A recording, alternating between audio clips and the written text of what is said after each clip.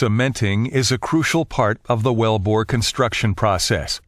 A properly designed and executed cement job provides casing support during continued drilling and completion operations.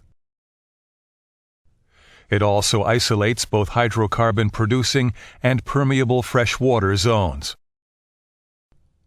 By encasing the steel casing with properly designed cement slurry, the casing is able to withstand corrosion and pressure from the surrounding formations. Once a whole section is drilled, the drill pipe and bit are removed from the well, and steel casing is run to bottom.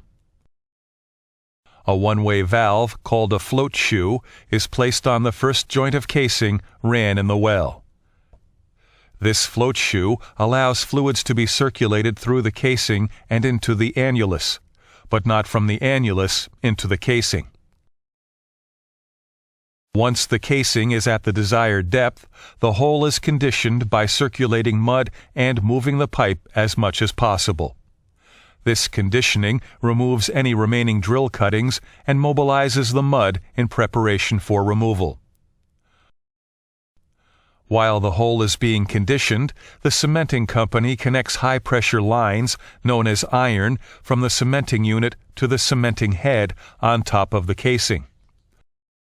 Mud, water, and product lines are similarly connected from the rig to the cementing unit. On surface, dry cement blends are stored in portable storage tanks on location. Cement slurries are designed and tested to meet the specific requirements of each individual well.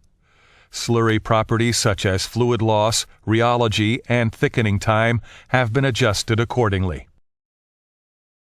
Once the well is ready, a fluid called a spacer or flush is pumped into the casing. The spacer's function is to remove the mud from the well and act as a fluid barrier between drilling fluid and the cement slurries. Spacers can be chemically modified to leave the formation water wet and aid in cement bonding. Following the spacer, a wiper plug is dropped to remove any remaining mud from the inside of the casing and further isolate the wellbore fluids from the cement. Following the spacer, the dry cement is pneumatically blown from the storage tanks to the cementing unit. The dry cement is mixed with water to form cement slurry at the correct density.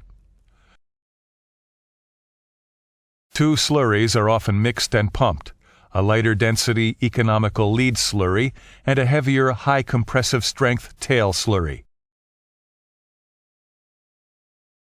Once all of the cement has been mixed and pumped, another wiper plug, called a top plug, is dropped to remove any cement from the inside walls of the casing. The cement slurries are then displaced from inside of the casing by pumping mud or other fluid at high pressure until the casing is full of mud and the top plug is landed on the bottom plug. On surface, this is seen as a rapid increase in pressure on the cementing unit and is commonly known as bumping the plug. A small amount of cement, known as the shoe track, is left remaining inside the bottom of the casing string. After the plug is bumped, the pressure is released from the well and the cementing lines are removed from the wellhead. The cement is allowed to cure under temperature and pressure until it is strong enough for drilling operations to resume.